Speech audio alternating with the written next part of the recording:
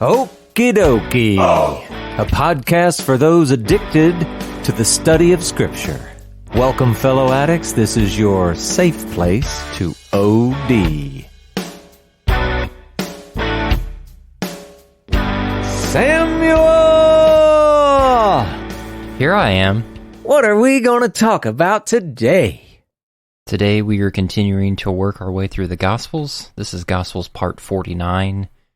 Last week we had two very drama-filled episodes with Jesus and his disciples. They were traveling across the Sea of Galilee, and a major squall arose while they were on the boat, and Jesus was asleep, and then he woke up because his disciples were fearful of their lives. I mean, understandably so. And then we get this picture of there seems to be things behind the scenes that Jesus can see with like creation and maybe some spiritual things beyond that, with him telling the waves to be still and to shush and everything. And the disciples were wondering who this could be after Jesus was telling them about their lack of faith, which is a very poignant and spurring type of a comment in that kind of scenario. And then we left off with Jesus having this interaction with this demon-possessed man, and we get this dynamic that we haven't seen yet with exorcisms with Jesus, where he's telling the demon to come out, and he hasn't come out yet, and Jesus and the demon seems to have some type of previous history, and now we're going to see what happens with demon, what Jesus is going to do to it. Yeah, and remember we even talked about the guy, he said his name was Legion. We didn't know if it was his real name or not, but in a Roman legion was 4,000 to 6,000 men, and there were also animals involved, everything. So we're trying to figure out what was this demon really trying to communicate. So yeah, let's keep reading and see what we can find. We're looking at Matthew chapter 8, verses 30 to 32, also Mark chapter 5, verses 11 to 13, and Luke chapter 8, verses 32 and 33. I think I'm going to go ahead and read from Mark. So here we go. Now, a great herd of pigs was feeding there on the hillside. And they begged him, saying, "Send us to the pigs. Let us enter them." So he gave them permission. And the unclean spirits came out and entered the pigs. And the herd, numbering about 2,000, rushed down the steep bank into the sea and drowned in the sea. Well, this is kind of weird, and it's also answering a few questions, so it's kind of, I don't know. But Samuel, I got to tell you, I'm reading about all these pigs and everything. There was this lady. She's from the city, growing up in the city, you know, she didn't know anything about rural life or farms or any of that kind of stuff. But she worked for this company. They were going to send her out, and they had some small location kind of in a rural place. She had to go out there, and she gets down to this airport. It's kind of a small airport, whatever. And they literally had a farmer come and pick her up from the airport to take her where she needed to go. It's totally outside of her normal box, right? But they're driving down the road. She's just kind of looking around, enjoying the scenery, all of that. And she goes, "Oh, look, a bunch of pigs." And the farmer goes, "Herd." And the woman goes, "Herd? Herd of what?" The farmer says, "Herd of pigs." And she goes, "Well, of course I heard of pigs." And the farmer goes, "No, it's a pig herd." And she goes, "What do I care what a pig herd? I have no secrets from a pig." You gotta throw in those dad jokes anytime you can. Oh, yeah. Where else am I going to get to tell them? So anyway. Just perfect platform. Yeah. So there you go. It's one of those jokes that you think is dumb, but you'll never forget it, and you'll probably tell other people to your own shame. But here we go. Yep. So here we got this great herd of pigs. And you remember, Samuel, we even had that question. If only we knew how many pigs were in a great herd. Now we do. And how many were there, Samuel? 2,000. That's right. 2,000 pigs. So you got to think. We were wondering how many demons were in this guy. And there's 2,000 pigs. And then you sort of see in the story that they all appear to act in concert with one another, running toward this. It's either a cliff or steep bank or whatever. And I mean, everybody's acting together. So you kind of got to think that at least maybe all of these pigs got their own demon, at least one.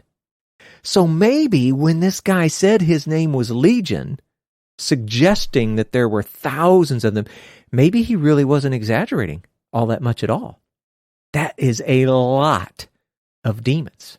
Well, and it's also possible that the connection between the actual number with the Roman legion, 4,000 to 6,000, those numbers are still divisible by 2,000 pigs. So you could have 2 demons in every pig, you could have 3 demons in every pig, and that still would uphold the case. Yeah.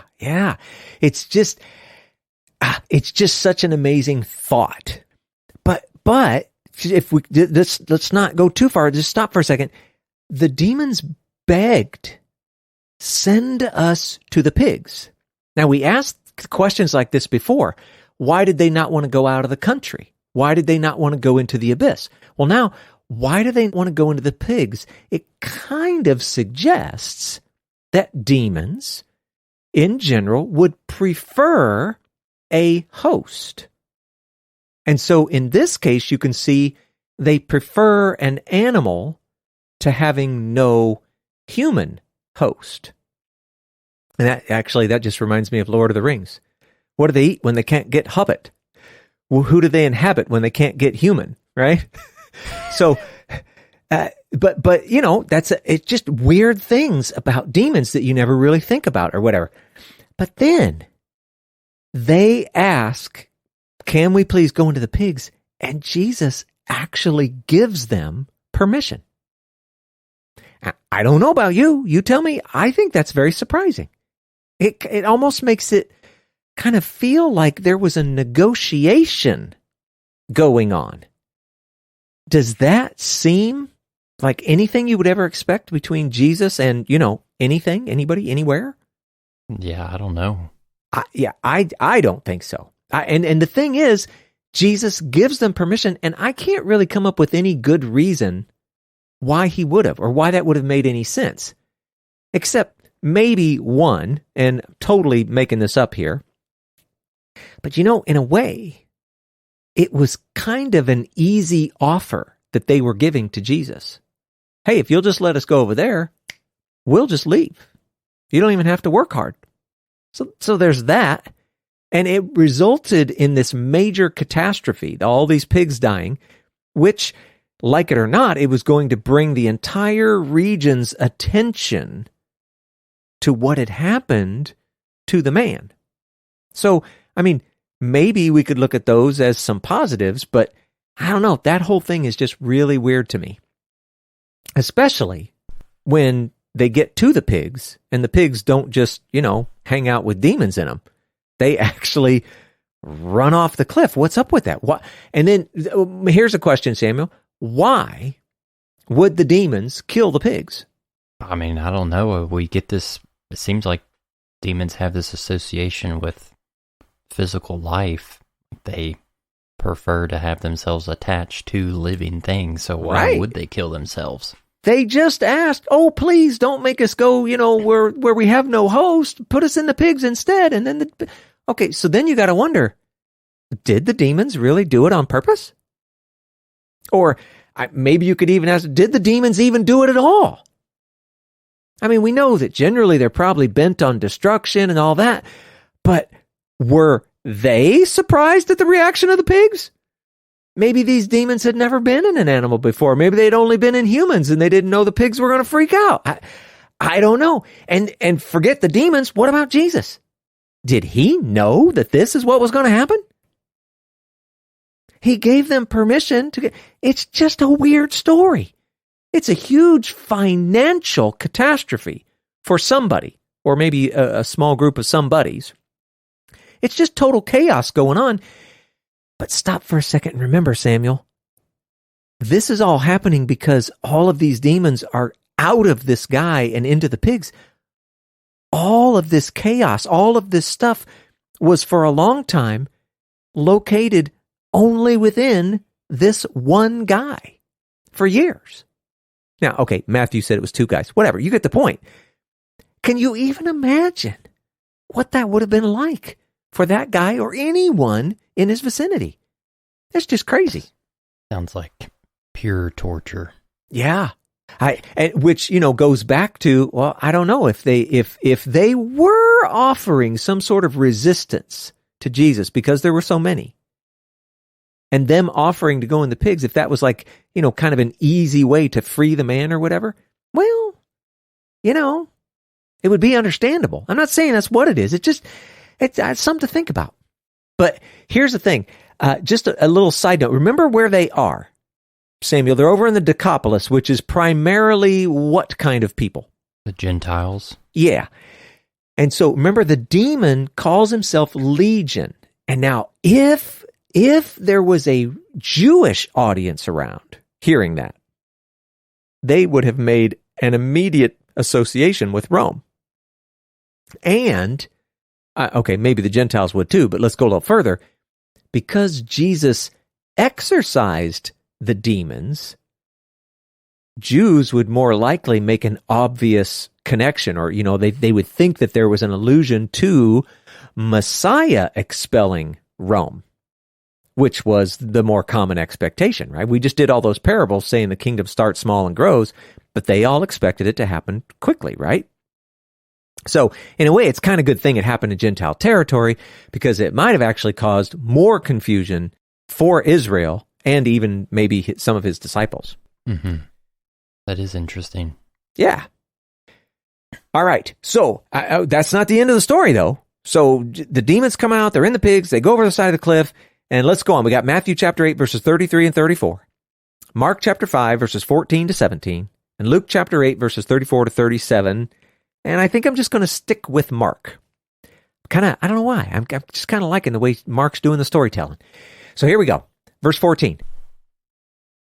The herdsmen fled and told it in the city and in the country, and people came to see what it was that had happened. And they came to Jesus and saw the demon-possessed man, the one who had the legion, sitting there, clothed, and in his right mind. And they were afraid. And those who had seen it described to them what had happened to the demon-possessed man and to the pigs. And they began to beg Jesus to depart from their region. Now, not all of that is intuitive, is it? No. This is kind of weird. So, all right, you got these herdsmen, and they fled. Now, we think about that word, we don't think much of it. They just ran away. But, part of the meaning that's trying to be conveyed here is that they escaped. So this whole event had to be pretty traumatic for them, because from, the way they're telling the story, for them, it's like they had to escape what was going on, right? But when they did, they told everyone they could. They told them in the city, they told them in the country, pretty much everywhere. And whatever they were telling people were interested, and they wanted to come out and see what was going on. Lots of people came to see. Matthew says, all the city. Of course, we've talked about the hyperbole before. He just means that a lot of people came out to see. Now, Matthew says they came to see Jesus. Mark and Luke say that they came to see what had happened. And so, imagine what it was they saw. There's this, I don't know, maybe I shouldn't use this word, but there's this crazy guy, demon-possessed guy, that they all, certainly knew about, but they may have even seen him before, but he's acting completely normal. He's clothed, he's in his right mind, he's sitting at Jesus' feet, and so they rejoiced. Not quite. Yeah. They were afraid. And so you just got to think, well, what was going on in their head? Why didn't they rejoice? It seems like a big deal, right? Well, think about it. Whatever power was acting on that man, that was pretty stinking scary. And so whatever power there was that could overcome that power, well, then that's just that much more scary. So, in a way, you can kind of get why they were afraid. Still seems like they would have been kind of pleased for the guy, but whatever. They were just afraid. That was their overriding emotion. So they hear this story, everything that happened, and once they heard about it, I mean, of course, they all just wanted Jesus to stick around and, fix a bunch of other people. Still not. No, they just wanted him gone. Even if they did like the good thing that had happened for this guy, from their perspective, the price was just too high. This Jesus guy, he was just trouble. And so they begged him to leave. And I know we finished up the parables not that long ago, and it's still fresh in my mind. This is like another great life metaphor. Just like in the parables, Jesus, God, the kingdom, whatever you want to plug in there, they will cost you everything in this world. But they're worth it. So anyway, we kind of see that with these people here. They thought the price was too high, but they didn't know what they were getting. Yeah, and I'm trying to give some space for the visual imagery that these people would have seen, trying to put it into perspective. 2,000 pigs. Like, I know that my high school gymnasium, whenever I graduated, on commencement night, there were at least 2,000 people in that gymnasium. And then if I picture each one of those faces being replaced with you could say a juvenile all the way up to an adult-sized pig, and then all of those at one moment jumping off of a cliff or a rock face or whatever, I think that showcases the level of spiritual power and warfare that's going on behind the scenes that people can't see. And I mean, I think it's very reasonable for people to have had that reaction when they see something like that happen. I mean, yeah, how could you not be startled? Yeah, to act like it wouldn't have been scary is probably kind of silly too. Yeah, this whole thing, I mean, we're reading through the story, we're just trying to communicate what's here. And, quick side note, this whole thing about the spiritual world and demons and angels and this and that and all that stuff, okay, you don't want to find a demon behind every bush. You're probably pushing it too far, you're giving them way too much credit, whatever. But you also don't want to just act like none of this stuff exists and none of it is real. Somewhere, there's that very real existence. And we need to understand it, accept it, and understand our relation to it in Christ and all of those things. So we're not going to go any more into it. I'm just saying, man, don't blow this stuff off like it's fairy tale. This is real stuff. And it just, it manifests in very different ways today than it did back then. But these are great, stark images. So, All right. So everybody's back. They're not liking what they're seeing. They want him to leave. And so we continue. This is Mark chapter 5, verses 18 to 20. In Luke, it's chapter 8. It's the end of verse 37 and then through 39. I'll just keep reading from Mark. He says this: As he was getting into the boat, the man who had been possessed with demons begged him that he might be with him.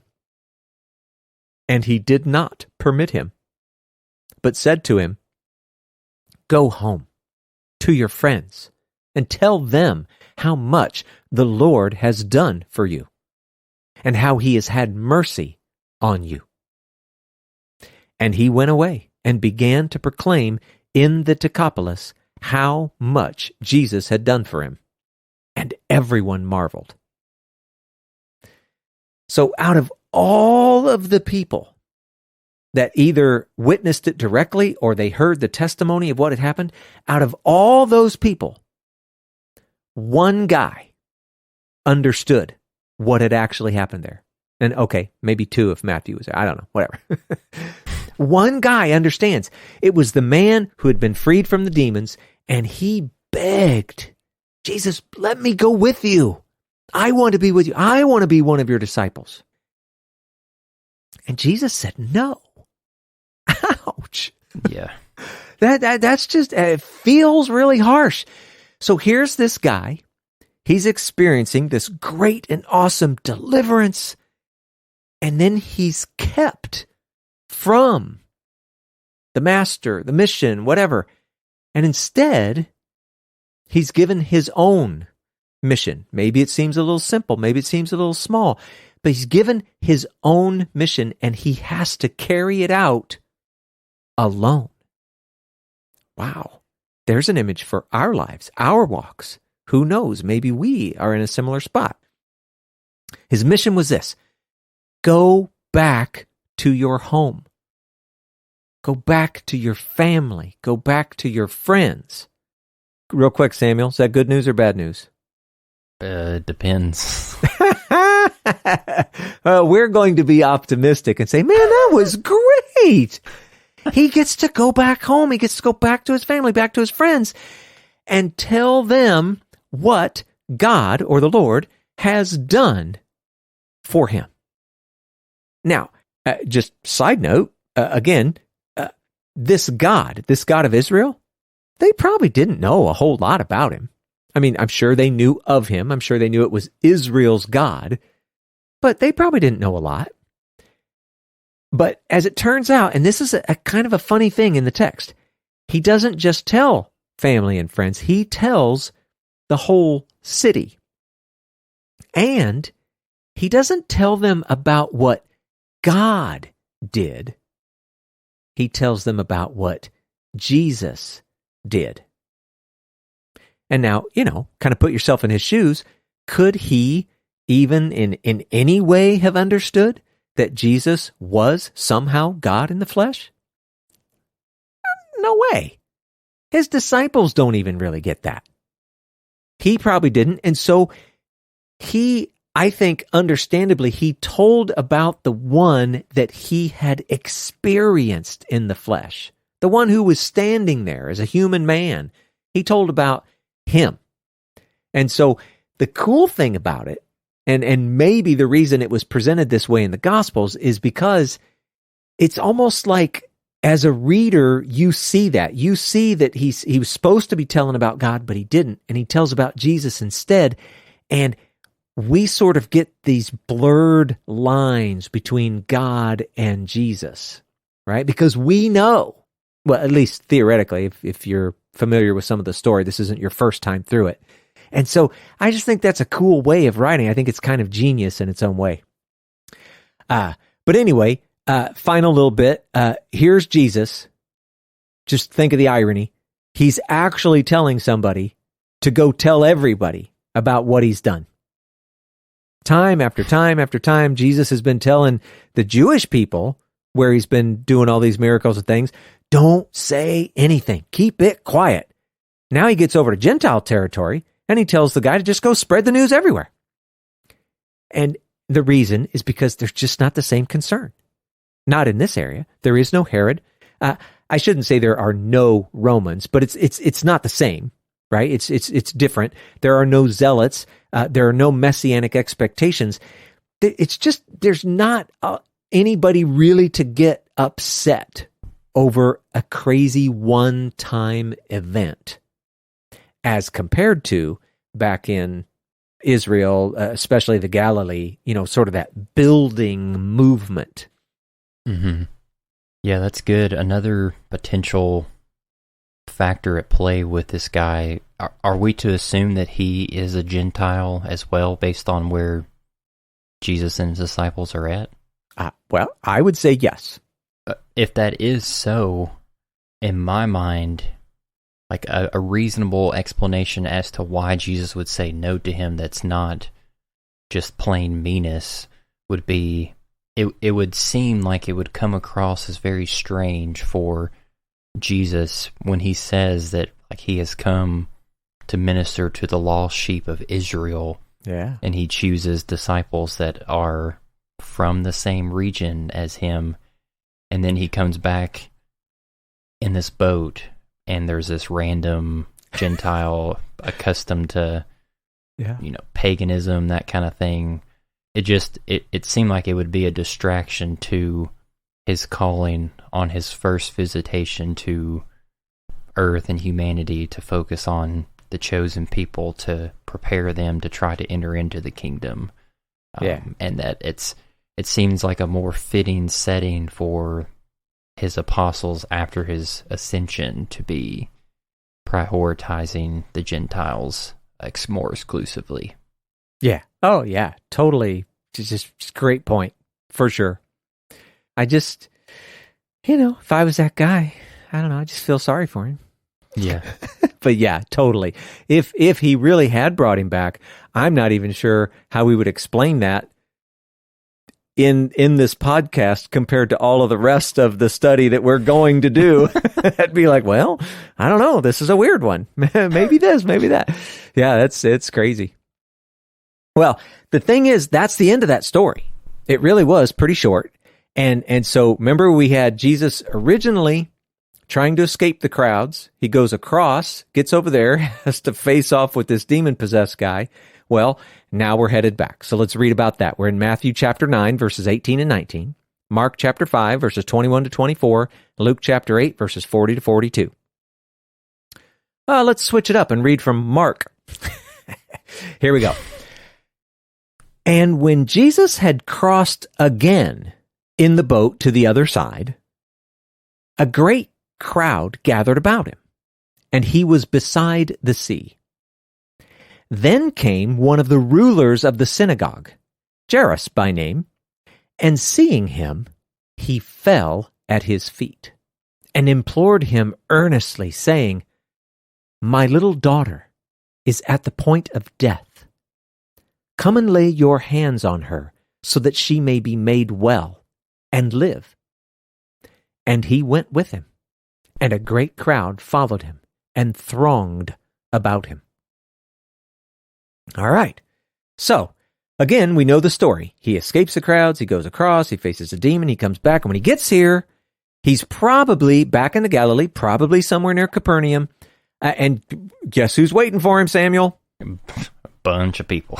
The crowds, yeah. So he had tried to escape, but they were waiting for him. And Luke says that they welcomed him. Like they're all just still waiting. So just, again, picturing yourself in this world at this time, these constant crowds, do you think, Samuel, that had to be some sort of a real stress and pressure on any human, but even Jesus? Oh, yeah, it had to be exhausting. Even the most extroverted person, that would have to be draining. Yeah, exhausting is a great way to say it. Yeah, I think that's part of the image we have to keep in our heads about Jesus. A lot of times he was just exhausting himself serving people. It's amazing. Now, maybe I should mention just a little side note. Matthew, he has this occurring at a very different place in his gospel. It's immediately after Matthew gets called, and he has that banquet at his house. That's when this happens. So this just brings up that point of, look, when you're reading through your Gospels, they're not necessarily in time order. We're trusting other people, trying to, weave this all together in a time sequence. We don't know how perfectly correct it is or whatever, but it's got to help. But just interesting that we're trying to piece it together, and in the individual Gospels, it's going to read very differently. So anyway, here we have, in this part of the story, a ruler of the synagogue. Okay, well, what does this mean? It was common for a synagogue to have elders, and there were usually a number of them. Their job was to care for the synagogue, to care for the people in the synagogue. Now, I've read some places, they talk about it like it's firm, like, there were elders and there had to be 10. Well, other people say that there were, more than one. But I think, honestly, it had to depend on the size. right? You could have a small synagogue, and you're not going to have 10 elders. You can have a larger synagogue, and maybe you did have 10. Maybe it was limited to 10. I don't know, something like that. But of those elders, there might also be a few that were considered leaders over the other elders. So maybe you had 10 elders and 3 out of the 10 were leaders. So they were all rulers of the synagogue. Well, Jairus was one of these. Now, it's possible, because you got many people involved here, maybe there were some mixed feelings about Jesus among these guys.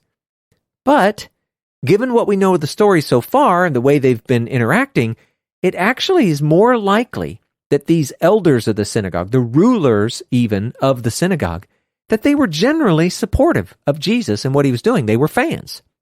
I mean, forget all the stuff that they do. They let him read in the synagogue. They let him teach in the synagogue. Remember when it says that there were some elders of the Jews that came and begged Jesus to help that centurion? Remember that story back in Luke chapter 7, verses 1 through 10? Well, Jairus may have even been one of those guys. So this is Jairus, the ruler of the synagogue, probably there in Capernaum. And then it says that he fell at his feet. He fell at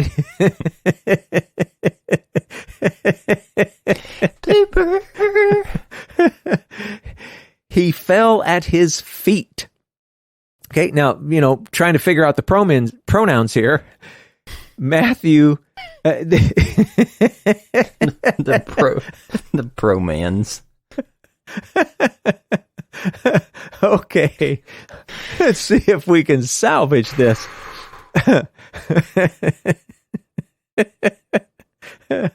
Okay.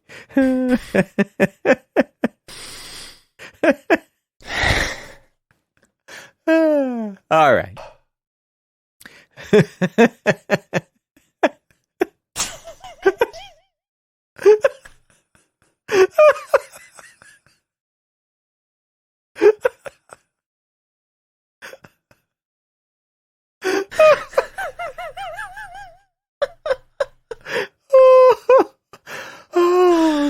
Oh, I think we both needed to laugh like that. Apparently.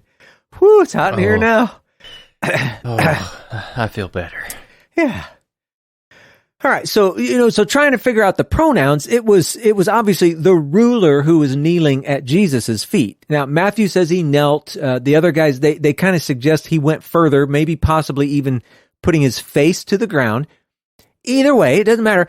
This was a humbling display of honor and reverence and respect from a guy who was likely a very influential religious leader of the people in this area. Jesus, again, we have no evidence that he was ever trained like the way everyone else was, all these things. He's showing the utmost respect for Jesus. And I think that's just a cool picture. So he's a ruler of the synagogue. He's falling at Jesus' feet and he's imploring him. Now, in the Matthew version, it actually reads that the daughter has actually died. In Mark and Luke, it just says that she was dying. And kind of like, well, was it one man with demons or two? It's a pretty big discrepancy, right? Yeah. Well, was she dead or dying? It seems like a pretty big discrepancy.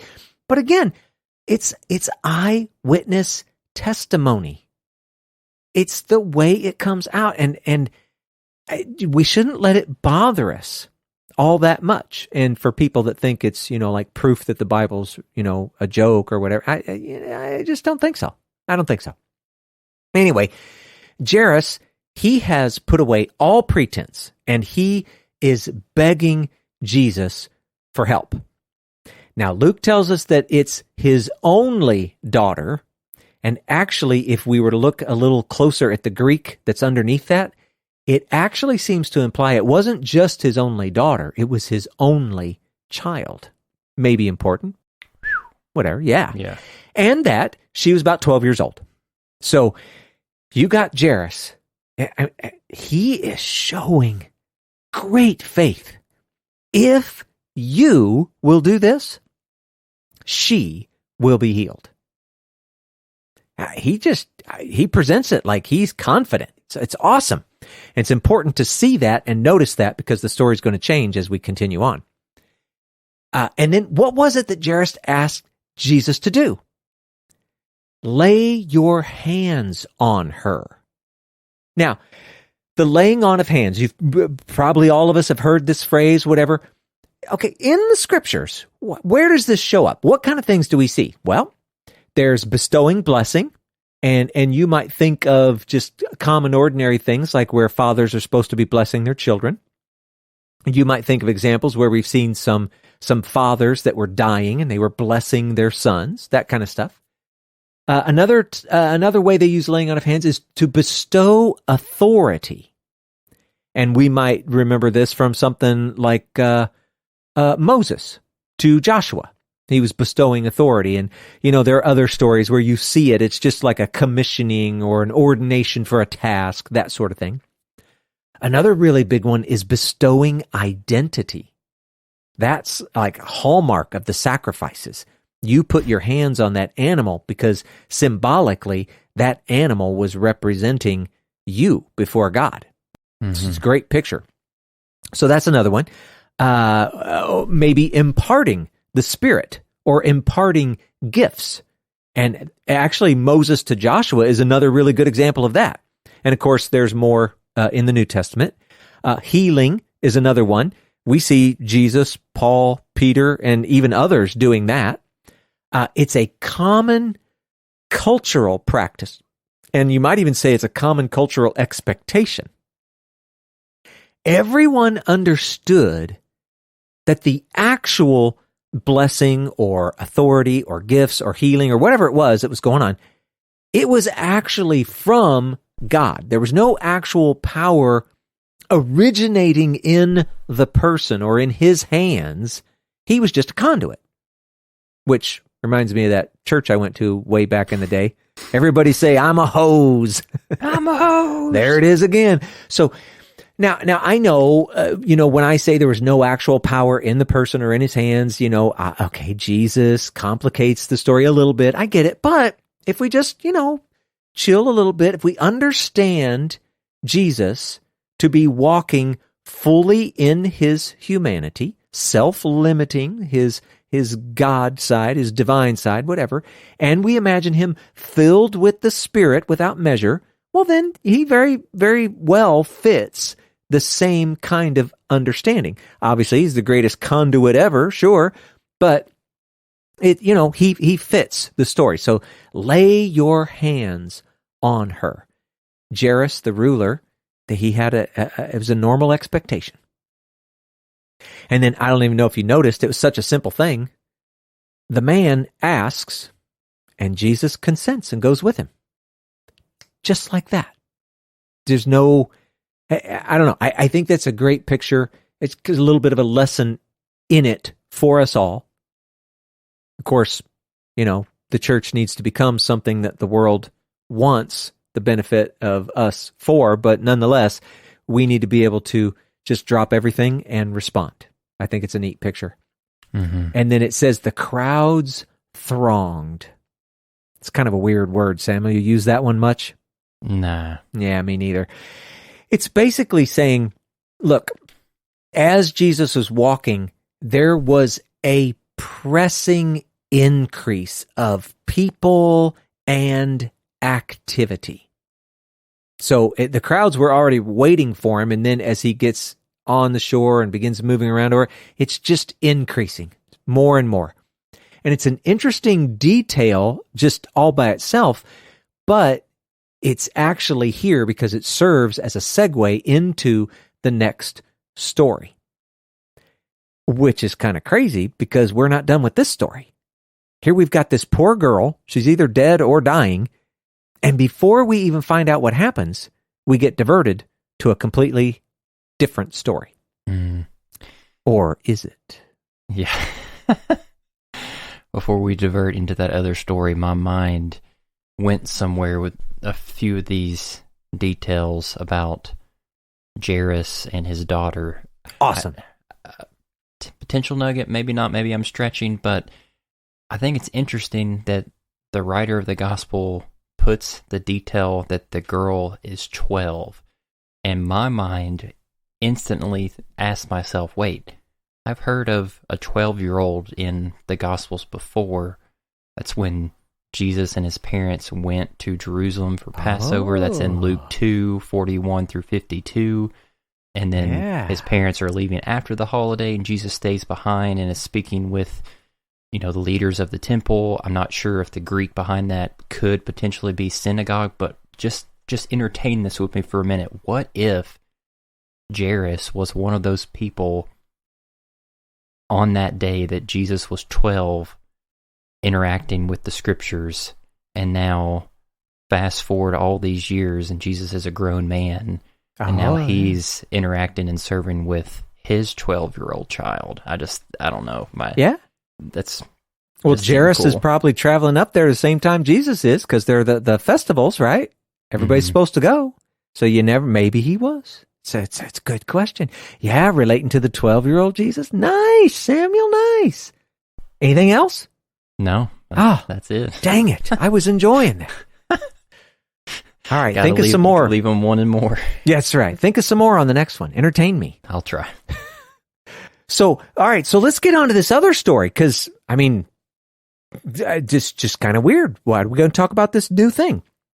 So it's in Matthew chapter 9, verses 20 to 22, Mark chapter 5, verses 25 to 29, and Luke chapter 8, verses 43 and 44. Mark says this: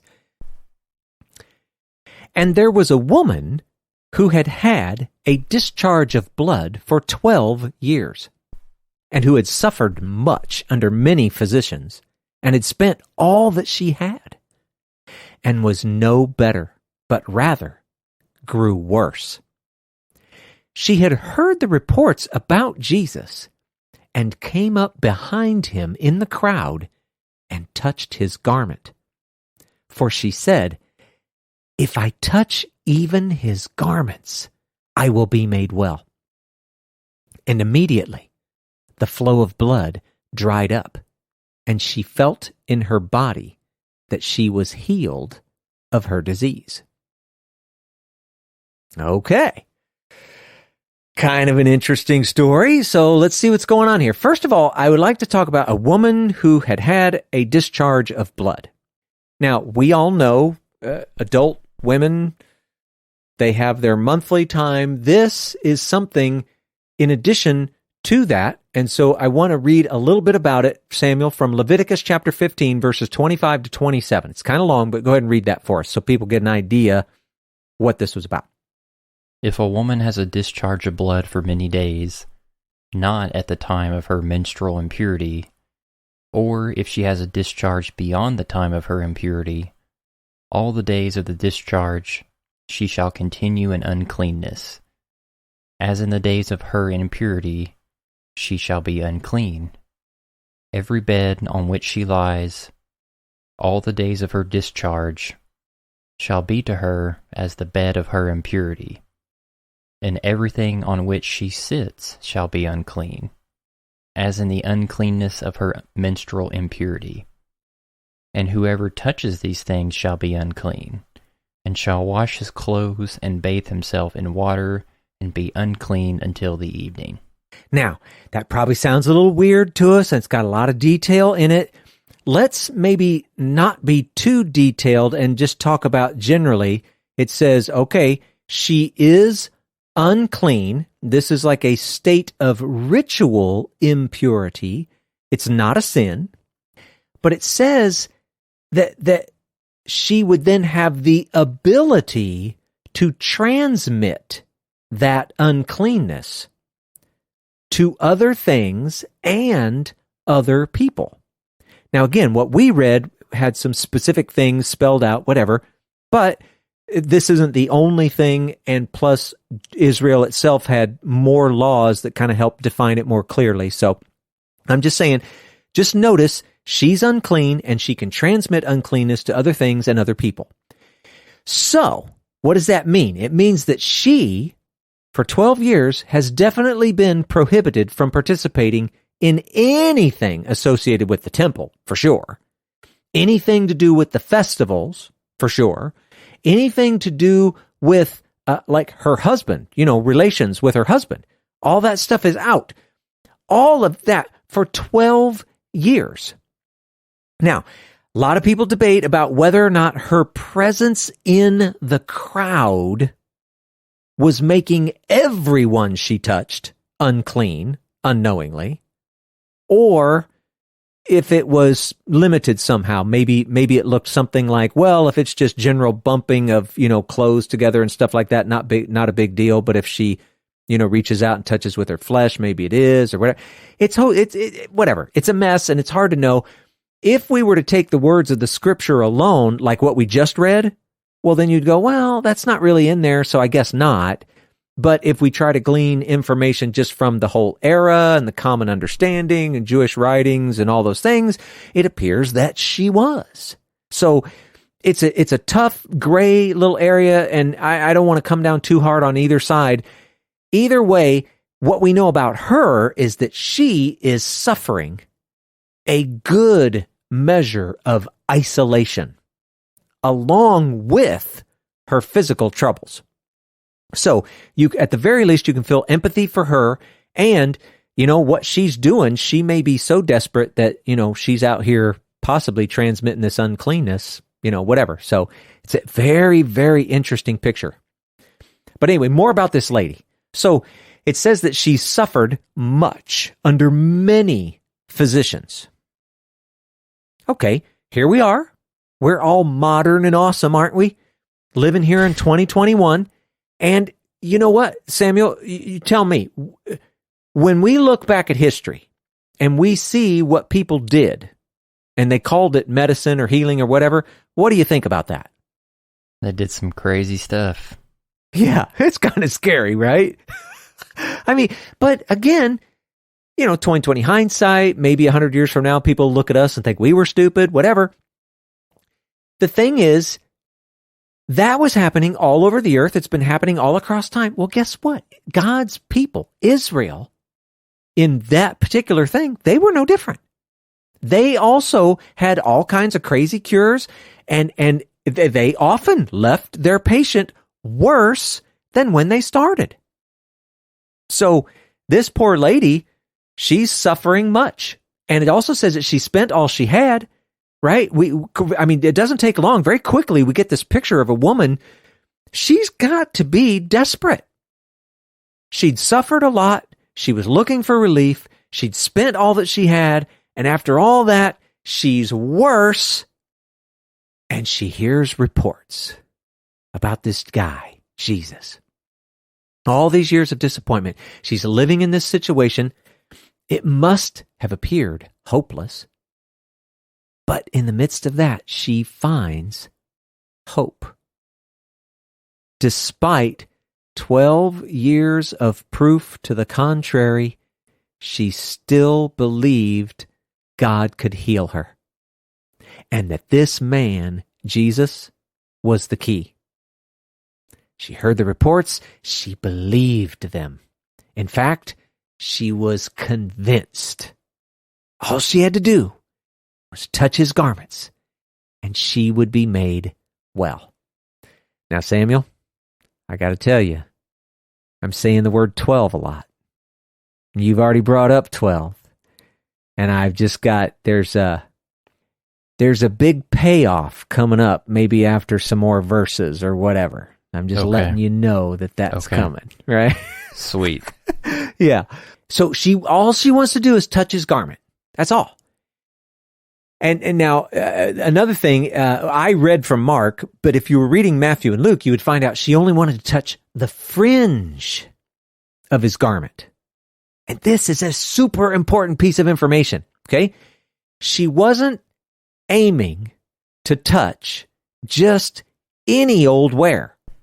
She was aiming to grab his tzitzit. Now, okay, yeah, you know what? That came out weird. The tzitzit were fringes added on a garment. And they had a very important role. They were, maybe I should describe them first. They were white, but they had a single string of blue.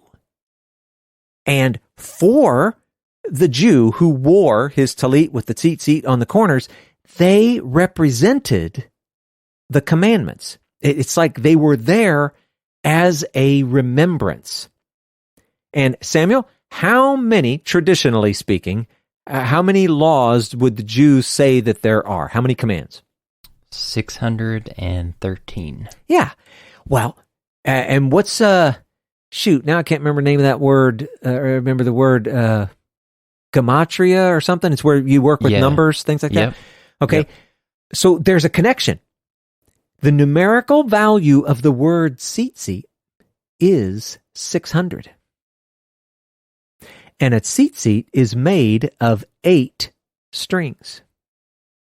And they tie 5 knots in the strings. So 600 plus 8 plus 5 is 613. Huh? Man, there's all kinds of numerical hints going on right now. Yeah, it's kind of cool, right? So, you look at all this and you sort of get this picture that she understood the powerful connection between God and one who keeps his commandments. That's why she wanted to grab the tzitzit. That's what they represented. And again, commandments, laws, I would prefer if we could always just call them loving instructions. But whatever, she knows what she's going for. She understands the power of a sinless one who has not violated any of God's commandments. And you never know, she may also have understood what was written in Malachi, chapter 4, verse 2. And Samuel, you may as well just read that one out loud, at least the first part. But for you who fear my name, the Son of Righteousness shall rise with healing in its wings. Oh, this is the cool thing. The tzitzit were connected to the corners of a rectangular garment. It was the talit. The corners were also referred to as wings. That's cool. So the Son of Righteousness shall rise with healing in its wings. That's kind of cool, right? Yeah. I love that. So anyway, she comes up behind him and she touches. And I mean, I don't know about you, it seems super obvious that there's this clandestine kind of vibe in the story. She's trying to sneak. She doesn't want to be known. She's trying to get in and out. She appears to be hoping she just won't even be noticed by anyone. But then it says that she felt in her body that she was healed. Okay, well, number one, it worked. Right? That's pretty awesome. Just a touch of the fringe, the tzitzit, that was all she needed. She was healed. But she absolutely knew it because she literally felt it in her body. And I just have to think, out of all the humans that have lived all across time, it's a relatively small number that can relate to what this woman experienced. You'd think she'd kind of be jumping for joy, making noise, whatever, but she doesn't. She remains quiet, like she wants to continue keeping it a secret. That's good. Yeah. And, boy, we are just cutting right in the middle of a story. But the next part's going to take a long time. I can't. We need to stop. I think that's fair. We're getting to be pros at leaving people hanging on cliffhangers, so that's right. We may have to start for sufficient wrestling between. Might have to start recording trailers so that Well, we're going to stop now, but here's what you can look forward to next time in a podcast. That's right. Now, we're never going to fit it. It's close enough to an hour. I think we just need to cut it right there. Okie dokie. Thank you for listening to the Okie Dokie Most podcast. Please don't forget to subscribe so that you never miss an episode. Be sure to leave us a rating and a review to let us know how this content is impacting your life. You can find out more information about the podcast at www.okidokimos.com. And if you'd like to get a hold of us, please send us an email at okidokimos@gmail.com. And until next time, we pray that you will do your best to present yourself to God as one approved, a worker who has no need to be ashamed, rightly handling the word of truth. We'll talk to you again soon.